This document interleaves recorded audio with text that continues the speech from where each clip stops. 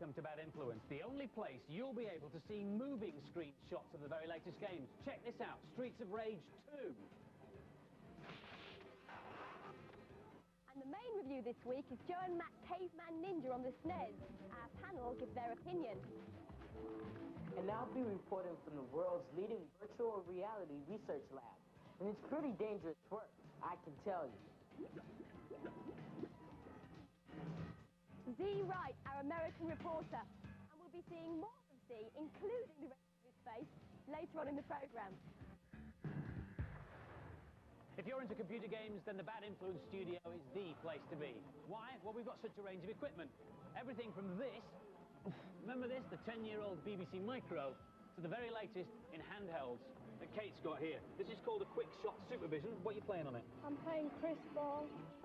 Whatever you've got, it'll be here somewhere. This one's a Neo Geo, one of the most advanced consoles in the world. But as well as games, we'll be looking at the other amazing things computers can do. Brad and Dina, our two Humanosaur characters in the video calls, were created on a paint package like this one. If you use a computer to do your painting, you can do all the things that pens and papers can do, and more. For example, I can do freehand drawing here, but then I can choose a square brush and a bigger brush, any size or shape, and there's different colour at the flick of a switch. And that O's not very good there, so I can choose any shape I want, be it a square or a circle, and get the perfect circle there. And then I can fill it in really, really quickly. And instead of using rulers for lines, you can say where you want your line to begin, where you want it to end, let go, and hey presto. And you can use this airbrush facility as well. Oh, got a mistake there. Get rid of it in a flash. You can do airbrushing, which basically is spray painting, which you definitely wouldn't be able to do at home otherwise. And the final one. Okay. And one of my favourites is this. It's called colour cycling. And then you can save it to a or print it out and keep forever. Actually, this one's not very good, is it? I think I'll give it to Andy as a present. I don't think Rolf Harris has got too much to worry about, has he? We'll be looking at other paint packages in more detail later in the series, including this, which is Super Mario Paint, which will be available for your SNES after Christmas.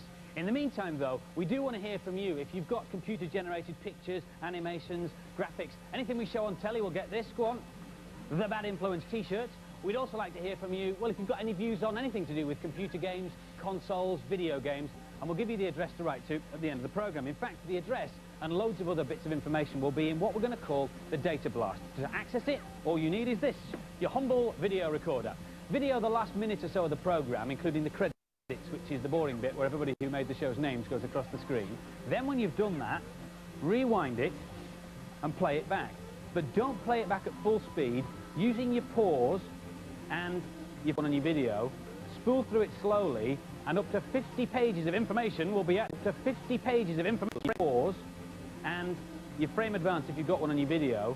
Spool through it slowly, and up to 50 pages of information will be at your disposal, including, look at this, some excellent cheats. I didn't know these Batman level codes. Ah, hello you slimy furtlers. Namrud here. If it exists, I've cracked it. And quite frankly, you haven't. Right, we're going to start with something really easy for those of you with small brains and blue hedgehogs. Sonic. When he appears on the screen and waves his finger, press up, down, left, right, then quickly hit the A and start buttons together.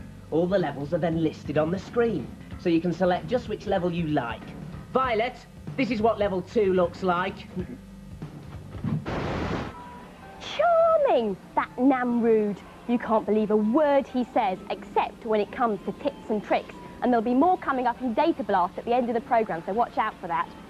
Now, every week we'll be reviewing the latest games. Our reviewers are all keen players, and they'll be trying out the games and letting us know what they think.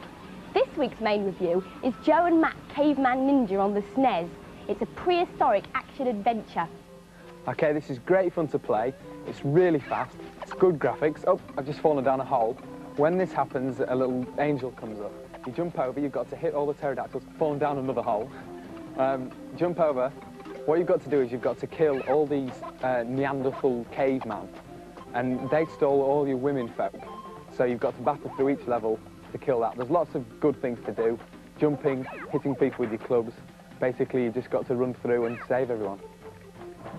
Okay, I'm now on level 6, and this is where you're in the frozen caverns. I just picked up some rocks, they're different weapons. It's a great fun game. The graphics are smooth and cartoony. The sound effects are excellent, especially on this level where it sounds as though you actually are in the cavern. I've just hit 2 Neanderthal men with my rocks, and now I'm running up to get the bonus, which is extra health. All the platforms are slippy on this level, which makes it give that added realism. The music is different on every level, and that adds to the game. It makes it really addictive, and it's easy to pick up as well. It gets progressively harder as you go on.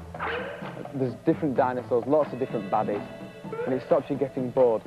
And the good thing about this game is, if you've got a friend, there's also a 2-player option. One of the best things about it is these end-of-level sprites. It's great fun to play, and I'd probably buy it. Looking forward to seeing it on the Game Boy. I like the caveman idea, and the birds are brilliant. It's such a simple game, but it's really brilliant, and the graphics and sound are great. So the final scores for Joe and Mac. The boys gave it 4 out of 5, and the girls gave it 4 out of 5. Go and get a pen and paper for this one. Pauses. Continues. The word of the week is level code. Well, actually, it's 2 words. It's a way of jumping levels that you've already completed in a game. For example, this is a game called Dr. Franken on the Game Boy. At the start of the game, you can choose to enter a level code. Of course, there's only 2 ways you can discover the codes. After each level, they're displayed on the screen, or you can copy this down. You'll start on level 4, Triassic. Hey, look, Andy, I'm on level 4. Yes, very good, Violet. Time now for our first American report from Z Wright, who's on a sightseeing tour of Seattle. Well, virtually. Seattle, capital of Northwest America. Often called the Emerald City, Seattle curves around the rim of Elliott Bay.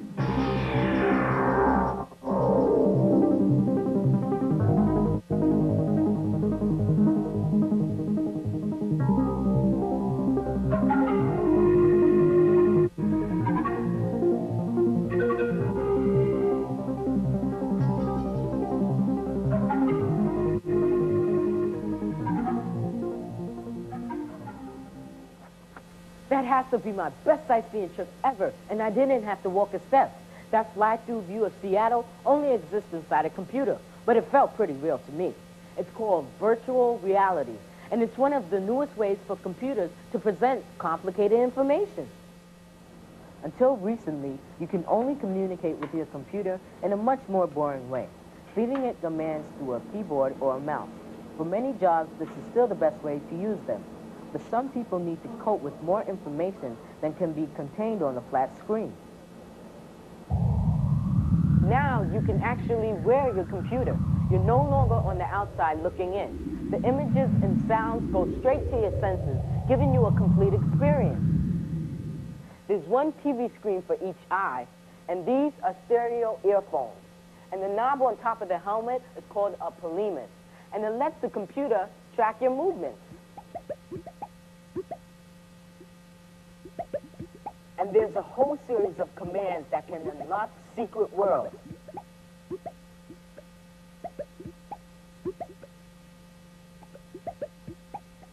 This is the data glove.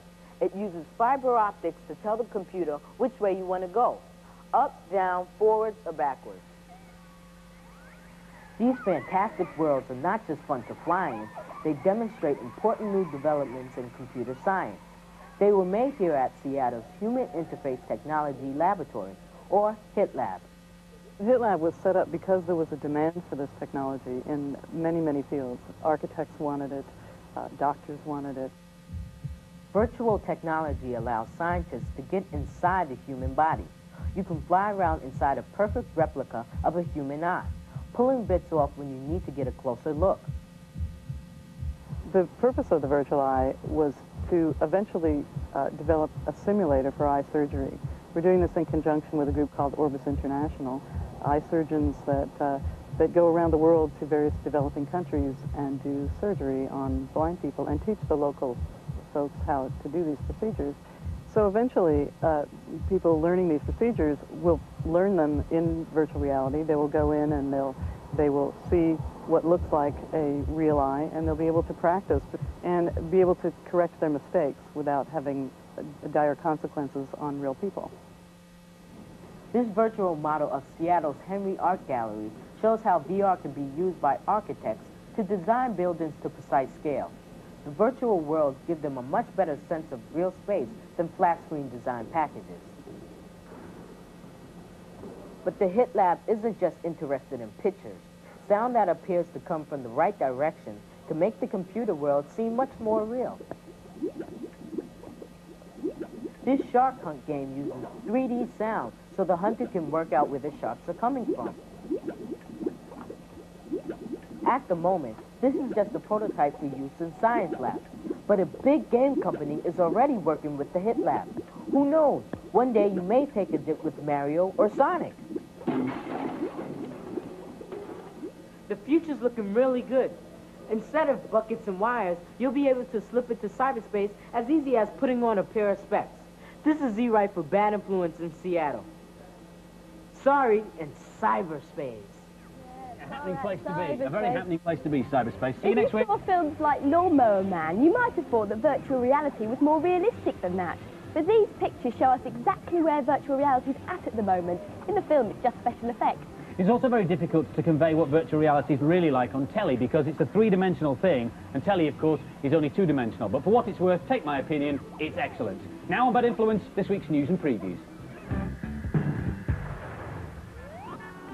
Sonic's back, and this time he's brought a friend. We're playing the Mega Drive version here. Once again, you take Sonic on a high-speed chase through lots of levels to collect rings. His foxy friend's called Tails because he's got two. And in the two-player option, you can actually take a character each and race through the levels. Sonic goes faster than he did on the first game, and Tails can use both those tails and fly like a helicopter. The finished version is scheduled for worldwide release on November the 24th. So look out for that. Don't forget also the Future Entertainment Show from the 5th to the 8th of November at Earl's Court. All the latest in video games and virtual reality will be there, and so will the Bad Influence film crew. Future will be hosting the first Bad Influence National Games Championship. The preliminary round started across the country last week, and judging by the prizes, the Manchester winner Jeff Treasure walked away with, the finger fiddling and joystick juggling was well worth it. Mario is soon to reappear in Super Mario Kart on the SNES.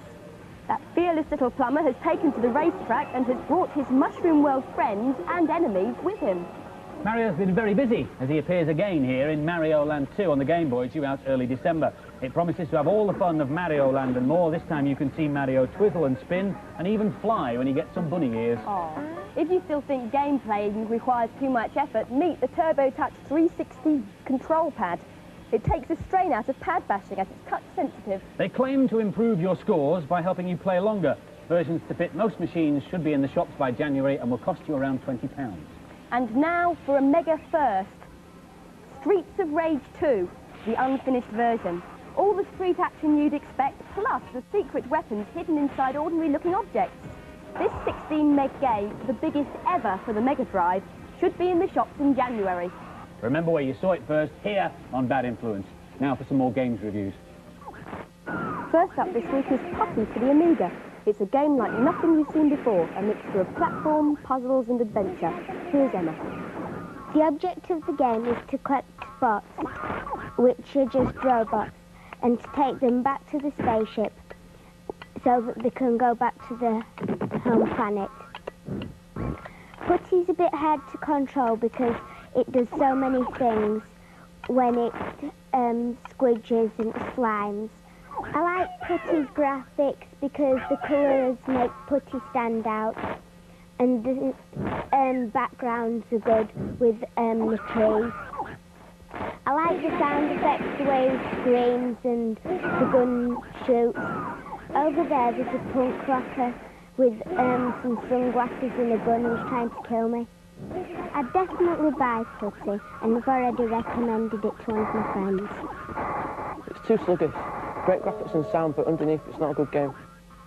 The graphics are really good, especially the cat, and it's not too fast and it's pretty playable.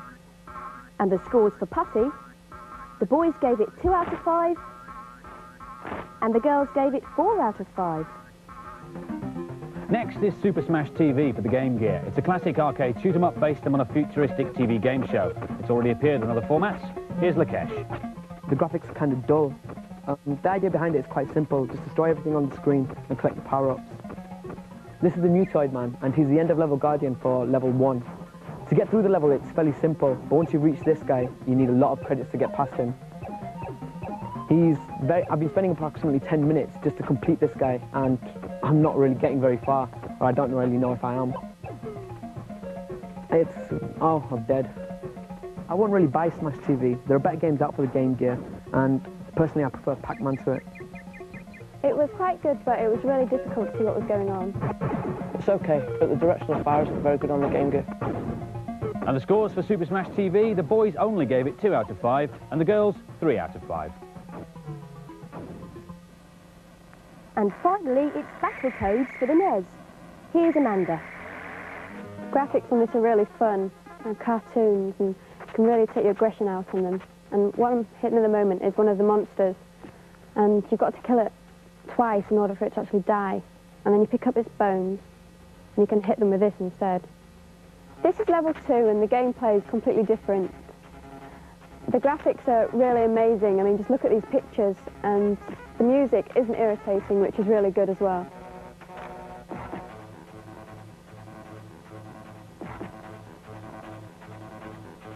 This game's just amazing, and I definitely buy it. The graphics are really good, but I'm not that keen on it. It's just gratuitous violence. I like the graphics. This is a good game. And the scores for Battletoads, the boys gave it 4 out of 5, and the girls gave it 4 out of 5. Tip of the week. I hope you still got that pen and paper ready. Remember, never share a joypad with someone who's been eating treacle sandwiches.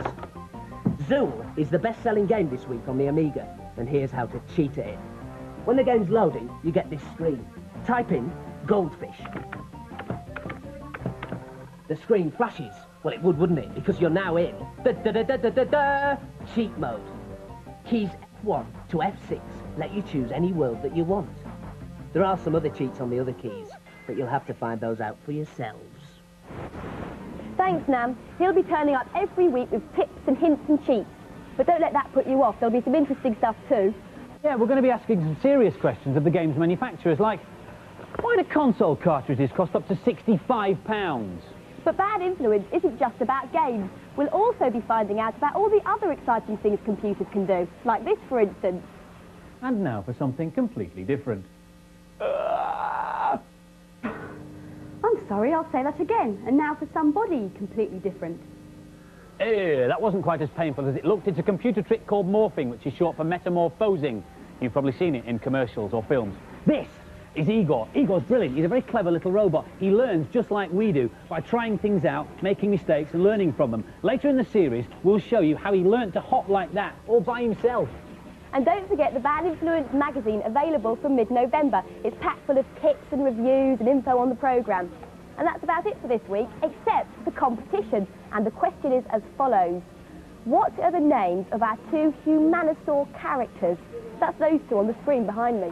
Here's a clue. The answer's not Violet and Andy, but if you think you know what it is, put it on a postcard or a stuck-down envelope and send it to us here at Bad Influence to reach us by next Monday, please.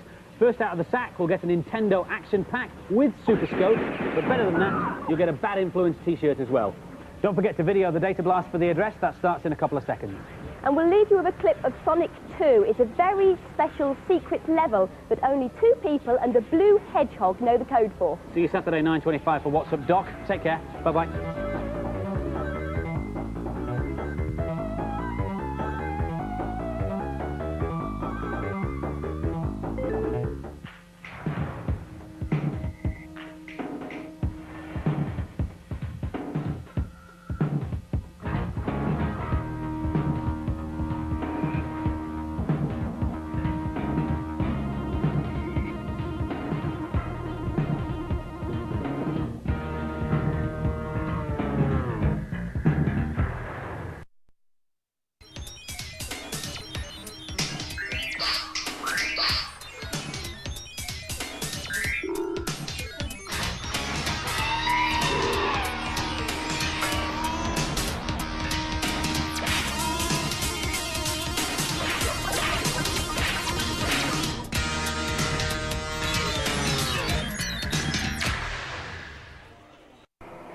And welcome to Bad Influence. This week we'll be looking at the latest ice hockey game on the Mega Drive.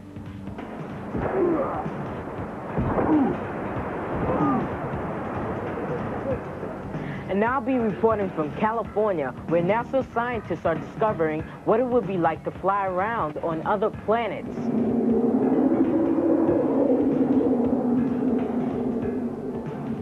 And I'm going to be having a smashing time with some consoles and cartridges. Excuse me a second, Ben. Can I do it now, Violet? No, not now, Andy! Oh. First, we're going to go and dim the lights and visit a haunted house. It's a game on the PC called Alone in the Dark. This game is state-of-the-art. The animation and the sound is brilliant. The sound's really eerie and atmospheric, and you view the game from different angles, just like being in a film. You've got to explore the house and discover the mystery behind it. I'm going to take this oil lamp because I might need it later when the room's dark. You can also choose to be a man. The man has got different qualities. He's physically stronger, but the woman's brainier, and I'm not going to comment on that. Right, I'm just going to go and see what's in this chest. Go and open... oh no, beaten to it by a monster. This game, Alone in the Dark, is out in the shop for the PC only on the 19th of November. Oh no, I'm going to put her into fight mode now, and I've got no weapon, so all I can do is kick. Take that! Oh no, whoop. Take that, you fiend. Ah, hello again, slimy furtlers. Namrud here at the back door with more hints and tips. Now say after me. Aid, nai, ra, lakar. Louder. Aid, nai, ra, lakar. Now look out of the window. Is it raining? No, of course it isn't, because Aid, nai, ra, lakar is a cheat for a Jurassic game on the Mega Drive called Splatterhouse 2. At the beginning of the game, you can enter passwords to jump to later levels. Now don't tell anybody else these codes. So, Aid, nai, ra, lakar gets you to level 6. This code will get you to level 7, and this code will get you to level 8. So that's Aid, nai, ra, lakar. Can I do it now, Violet? No, not yet, Andy. We need the video to record Games Master. Right, fair enough. And you, if you've got a video, can use yours to video the data blast at the end of the programme. I showed you how to use this last week. You get the idea. Video the credits, then rewind the video and play it back to yourself, but don't play it back at normal speed. Play it back using your pause and your frame advance, and 50 or more pages of information will become accessible to you completely free of charge. Last week we had several calls asking how the scoring works in our reviews. Well, the magazines normally award a percentage, but strangely enough, 50% isn't an average game, because they seldom award less than 60%. So we decided to have a more sensible way of reviewing things. We award up to 5 stars instead. So, 5 stars is really Jurassic. 4 stars, pretty good, worth buying. 3 stars, an average kind of game.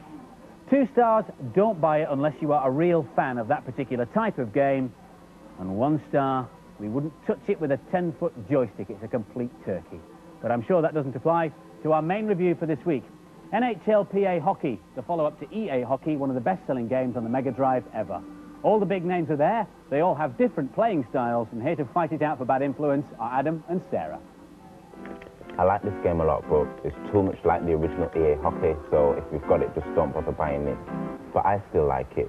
But still, to appreciate it properly, you've got to have 2 players, so find yourself a friend.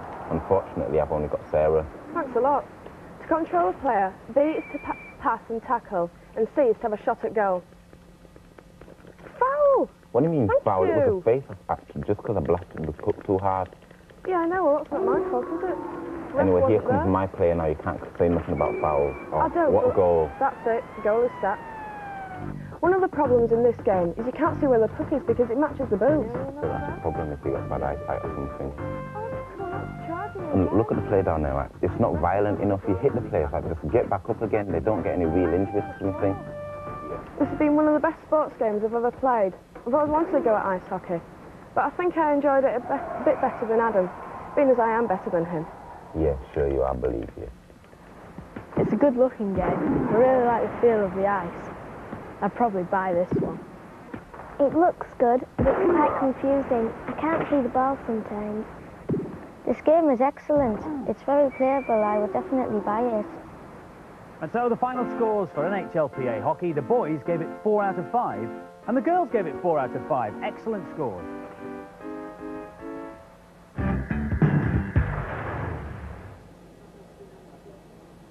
The technicians who work in this room tend to have a faraway look in their eyes. Their job is to explore other planets. They're tracking spacecraft that are traveling to the far reaches of the solar system. One of the latest missions, called Magellan, is to map the planet Venus. Venus is the next planet in towards the sun. It's the nearest planet to the Earth and most visited. Over 20 spacecraft have been sent there. But until now, scientists have known very little about the surface of Venus because it's always covered in dense cloud. The Magellan spacecraft has special radar that can see through the clouds and send back information about the surface. And this is what it sent back. Page after page of computer data. Some of it can be converted into photographs, some into information about the heights of the hills and valleys. But here at the Jet Propulsion Laboratory, right outside Los Angeles, they can use very powerful computers to change this into this. Our goal is to create flyovers over the surfaces of the planets. We start with products somewhat like this. These are 2 orbits taken by the Magellan spacecraft as it orbits around the planet Venus. And they're tied together, mosaic, to create larger pictures of the surface of the planet. The Magellan spacecraft sends back 3 different types of information: pictures, height, and how hot the planet is at different points. Before the fly-throughs can be made, all this information has to be combined. This is the computer software we use to design the movies. We choose keyframes and generate from those the flight path by flying through each keyframe in sequence. Here is one keyframe, and it's chosen by telling the computer where to be and where to look. This is the camera position here in the horizontal view. You have the direction of look here and the extent of the field of view being the green lines. This is the side view, the vertical view, and you can see this red line is the height information, a profile of the height information along the direction of look.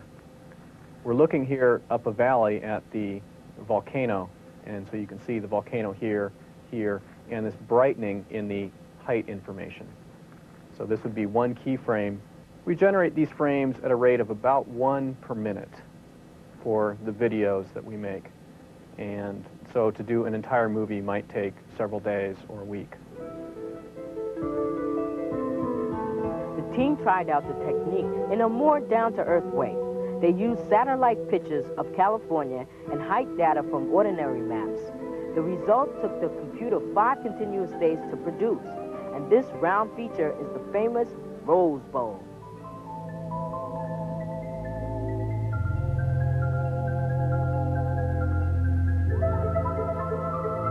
You may wonder how we get color from radar images.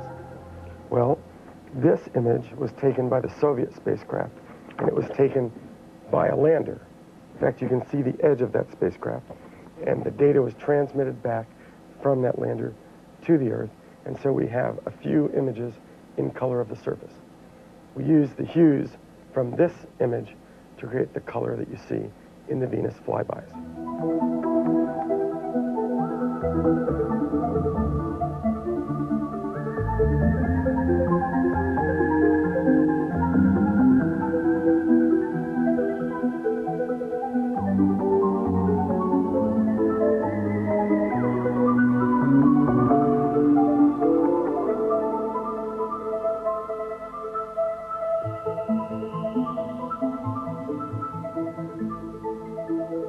This is my souvenir.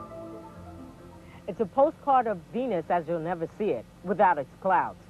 The latest rocket is carrying the Mars Observer spacecraft, and they should be getting photos from Mars in about 1994. Hey, stay cool, Zed. The word of the week is ETERPS. Sorry, sprite. A sprite is a collection of points that move about on the screen as if they were all joined together, like on Zool or Mario or Sonic. Here's a cheat that Zed might be interested in. It's for Agony on the Amiga. When the title screen appears and the music is playing, type in the word fantasy in big capital letters. Then, when you start the game, you can press the F1 key and you get the big sword, the F3 key, you get an extra 20,000 points, and the F4 key gives you an extra life. Oh, and by the way, you can press these keys as many times as you like. Got that, Zed? It's Z right, not Z, contrary to what certain sad people might think. Now it's time for this week's news and previews. A long time ago on a planet far, far away, Star Wars was a hit on the NES. Now here's a mega preview of Super Star Wars for the SNES. It features every scene from the movie culminating in a grand effort to destroy the Death Star. It's destined to be even bigger and hotter than Street Fighter II was this year as it pushes the SNES to its technical limits and is due out next spring. Don't forget the Future Show, which starts today at Earl's Court. All the new games will be there. Bad Influence will be hosting the first ever National Games Championships, and we'll see you live there on Sunday. Two exciting new games for the Lynx are in the pipeline. The first is Dirty Larry. He's a mean cop who doesn't go by the book when it comes to cleaning up the streets. A big game, it's got around 80 levels and one of the best intro sequences I've ever seen on a handheld. Then there's Dracula, not for the faint-hearted. The blood-sucking vampire wreaks havoc as you try to escape from his castle. Last week we ran a competition to win this SNES and Super Scope action pack along with the Bad Influence t-shirt. The question was very simple. The names of our few Man I Saw characters. That's what we wanted to know. If you put Brad and Dina on your entry form, you're halfway there. We'll have a rummage because all the correct entries are in here. Pull one out. This bit of paper, Brad and Dina, that's correct. Janine Robinson, age 12, Bostock Walk, Chawton-on-Medlock, Manchester. Well done, you're a winner. This week we're giving away 4 quick-shot supervisions and loads of games. And the question is, what's the name of the 2 droids in Star Wars? Again, not Andy and Violet. Answers please on a postcard or sealed down on envelope marked competition to reach us by next Monday. And we've had lots of letters already saying how much you enjoy the programme, for which we thank you, and also sending us your artwork as requested. Ian Hall from Hackney, London EH. You're now a famous nationally known artist with that work. Thank you very much indeed. Same applies to Rebecca Law, who is 8 and lives in Seymour Gardens, Middlesex. Now you're well known as well. A fine peregrine falcon. And also we had animations on discs, most of which were too gruesome to show on telly, but we snuck some of them on the data blast at the end of the show. However, this one we can show from Matthew Haslam, age 13, from Rochdale. Thank you for sending all that work in. If you saw it on the telly, you'll receive a Bad Influence t-shirt in return. Now for some more game reviews. Super Hunchback for the Game Boy finds our hero in an enchanted forest. Here's Jean-Pierre. This isn't usually the kind of game I'd go for. I'd go for a sim, a beat 'em up or something like that. But now that I've had a chance to play it, I think I'm hooked. This bit's great. It's a waterfall. You jump into it when one appears, and you get lots of extra bonus points by collecting the fruit. It's not easy, though. You have to bounce along these platforms, and if you get to the end, you get an extra life. You'll have noticed there's no firepower. You just end up avoiding all of your enemies. I'm really impressed with this little character. He can move in different ways, and you can even make him swim, as well as jump and run. It's certainly not a boring game, that's for sure, and I think the sound's great for a Game Boy. This bit's great. If you don't do anything, he starts to play with his yo-yo, read a book, or whistle. It's these sort of details that make it really good. I'd definitely buy it. Great value for money. I like this game. It's really funny when he gets hit and there's stars around his head, but I prefer games with weapons. The graphics are good. I'd definitely buy it, and it's very playable. This is a really good game for the Game Boy. I think I'd buy this one. It's really good fun and it builds easily. And the scores for Super Hunchback, the boys gave it 4 out of 5, and the girls agreed. They gave it 4 out of 5. Assassin is an arcade game for the Amiga. You get to be a hunky hitman who is dropped deep behind enemy lines with orders to kill the evil Maiden, whoever he is. Here's Kathleen. I like this sort of thing. It's a pretty violent game. And these are the dogs that tried to get you, so you've got to waggle the joystick like this. You can get brilliant weapons. This is a smart bomb. This is level 4. I love this one. You're in a genetic asylum, and there's all sorts of evil beasts to kill. The sound effects are excellent. You can hear tortured people screaming in the background. This is a mad doctor. I love this game. It's really playable, and I'd probably buy it, and I'd certainly put it down in my Christmas present list. This game looks good, but it's really violent. I like the way the hero moves through it. I think the graphics are excellent, but it's not that playable. It's really hard to get anywhere. I prefer games with a better difficulty curve. This game's got a difficulty worked out all wrong. You die too many times when you start playing it, so you get bored of it. I would have marked it higher if it had held my interest at the beginning, but it didn't, so I haven't. And the scores for Assassin, the boys gave it 3 out of 5, but the girls gave it 4 out of 5. The Bad Influence studio is full of every kind of console and computer there is. But have you ever wondered what's inside those little plastic boxes? Can I do it now, Violet? Yes, now, Andy! Right, yeah! Don't do that at home, I've heard it invalidates the guarantee. So, what's inside the plastic boxes? Well, you won't be surprised to learn that it's lots and lots of computer chips. I'll give you a quick guided tour of the Mega Drive. This one here is the one that actually runs your game. Over here, we've got the sound department, and this little square one here is really clever. This is your sophisticated graphics chip. This is the one that provides graphics the like of which you see in, say, Legend of Galahad. Now look at this. In the background is moving so smoothly because the graphics chip is concentrating on the background, leaving the main games chip to concentrate on running your game. That's how these things work. This is the inside of a SNES. I mean, most of these systems look much the same inside. That one there is the graphics chip in a SNES, and it's that little chip that makes games like F-Zero have that rather unique arcade quality about them. And this is what the inside of a cart looks like. It can have up to 4 chips. This one stores the game program, these 2 of the memory, and that's the battery that powers the memory when the machine's turned off. But this is the really interesting one. Only the manufacturers really know how it works, but it matches up with a similar chip inside the machine, and without it, the game just won't run. Now, the manufacturers put these protection chips, as they call them, inside their cartridges to prevent other software companies from knocking up games, running them on your systems, and not paying them a royalty. But there is a way around it. This is called a plug-through. Now, what a plug-through essentially is a game in here, but without the protection chip. So to run it on your system, where does the protection chip come from? One of your normal games. Plug it in thus, and the plug-through is wired to cut out the game from this cartridge, but wired to accept the protection chip. So when you plug the whole of this into your system, the game runs. Plug-through games will cost you about £10 less than normal ones because there's no protection chip. But beware, they're not approved by the console manufacturers. So if you use one and it damages your machine, it's not covered by the guarantee. Nor is it if you hit it with a mallet, by the way. Ah, thanks very much for the cheap book, Tom Simmons from Glassbury. Of course, I knew them all already. Next time, send them into someone like Andy or Violet. When I play Street Fighter 2, obviously, I always win. But I can't work out whether it's because my character is stronger than the other or not. This is a cheat that allows you to play one character against himself. When the game is loading, press in, down, right, up, left, Y, B, X, and then when the sound goes down, hit the A button. You can now choose Ken as player 1 and as player 2. So, if you've got any friends, you should have an even match. Well, that's about it for this week, but don't forget to video the date of last, which starts in a few seconds. Join us next week when, amongst other things, we'll be reviewing an excellent new film about a group of computer high-tech security experts. It's called Sneakers. See ya. Bye. Bingo. We're up. Preparing to sever master circuit.